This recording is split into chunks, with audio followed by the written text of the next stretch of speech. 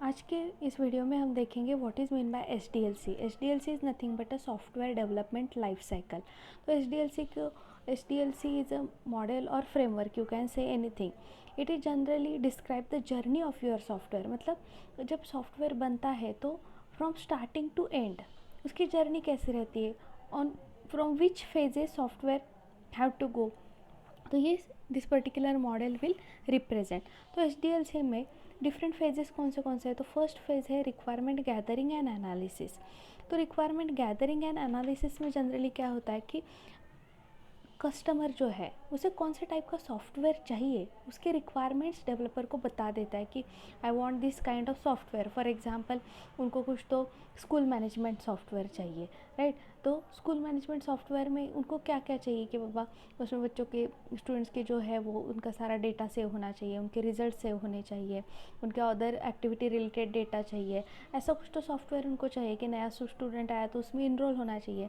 तो ये सारी रिक्वायरमेंट्स जो है वो गैदरिंग करने का काम जो है वो फर्स्ट फेज़ में आता है। तो वहाँ पे डेवलपर देखता है कि, या फिर जो सॉफ्टवेयर बनाने वाला है वो देखता है कि whether all the requirements stated by this particular customer is feasible और नॉट। मतलब ये सारे हम एक्वायर कर सकते हैं क्या, ये सारे हम डेवलप कर सकते हैं क्या। तो उसका मतलब क्या है, एनालिसिस। उन लोगों ने जितने भी रिक्वायरमेंट्स बोले हैं वो सारे डेवलप करना फिजिबल है क्या, उसका मतलब होता है analysis. So this is the first phase, requirement gathering and analysis. Second phase जो है वो है design. Once requirements are finalise, एक बार रिक्वायरमेंट्स तय हो गई कि हाँ बाबा इतने इतने मॉड्यूल्स हमें बनाने हैं, उस वक्त उस पर डिज़ाइन किया जाता है। डिज़ाइन मतलब क्या, हम बोल जैसे कि आर्किटेक्चर या फिर डायग्राम्स बनाए जाते हैं। तो डिज़ाइन में दो टाइप्स के डिज़ाइन रहता है। फर्स्ट रहता है, एक रहता है HLD और दूसरा रहता है LLD। So HLD means what, it's a high level design and LLD is a low level design. तो HLD में क्या रहता है हाई लेवल डिज़ाइन में, कि एक जनरलाइज आर्किटेक्चर डायग्राम रहते हैं आपके प्रोजेक्ट से रिलेटेड, राइट। एंड LLD में क्या रहता है कि LLD में रहता है लो लेवल डिज़ाइन। मतलब एक सपोज़ हमने बोला कि मुझे पर्टिकुलर स्टूडेंट का रजिस्ट्रेशन करना है, या फिर स्टूडेंट मैनेजमेंट सिस्टम है उसमें कैसा कैसा रहेगा कि एक स्टूडेंट मॉडल रहेगा, एक टीचर मॉडल रहेगा, एक रिजल्ट मॉडल रहेगा और कुछ भी रहेगा। तो ये हो गया HLD। और LLD में क्या होता है कि अगर स्टूडेंट मॉड्यूल है तो उस पर्टिकुलर स्टूडेंट मॉड्यूल में कौन से डिटेल्स रहेंगे, उसमें कौन से फील्ड्स हम सेव करेंगे। तो लो लेवल पे जाके, माइक्रो लेवल पे जाके जो डायग्राम बनाई जाती है उसे बोलते हैं लो लेवल डिज़ाइन। तो एक बार ये डिज़ाइन फाइनलाइज हो गया, मतलब ये स्ट्रक्चर या फिर फ्रेमवर्क या फिर आर्किटेक्चर फाइनलाइज हो गया, उसके बाद मेन फेज़ आता है वो है इम्प्लीमेंटेशन एंड कोडिंग फेज़। तो इम्प्लीमेंटेशन फेज़ में जनरली क्या होता है कि जो भी डिज़ाइन बनाया है अकॉर्डिंग टू दैट डेवलपर और जो कोई सॉफ्टवेयर बनाने वाला है वो क्या करता है, सॉफ्टवेयर को बनाना शुरू करता है, या फिर उसके लिए कोडिंग जो भी फाइनलाइज हुई है programming language as per the requirement of customer, और उसको जो भी हम बोलते हैं ना कि फ्रंट एंड कैसा चाहिए, बैक एंड कैसा चाहिए, उस हिसाब से उसका इम्प्लीमेंटेशन कोडिंग स्टार्ट हो जाता है। उसके बाद जो फेज़ आता है वो मेन फेज़ है वो है टेस्टिंग फेज़।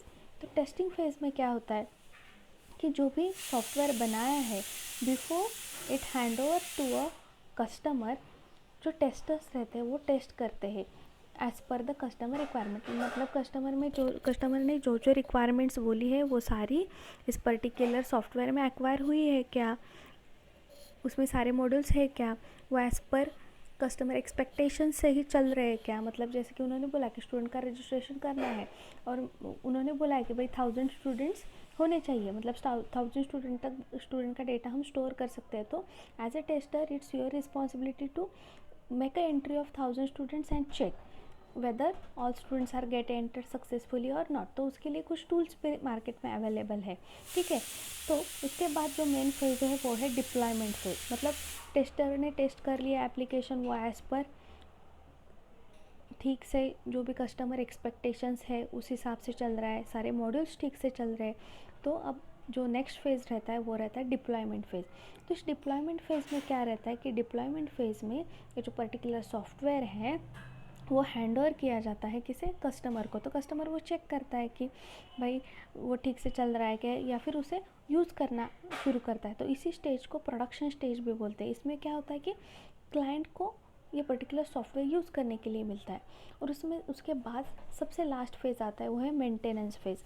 तो मेंटेनेंस स्टेज या फिर phase is a continuous process. It generally include the enhancements of particular product और सॉफ्टवेयर।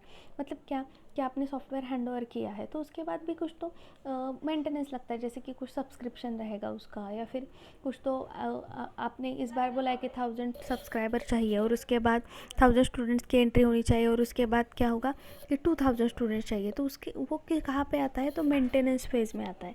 ठीक है, तो ये सारी जो चीज़ें हैं वो किसके अंडर है, मेंटेनेंस।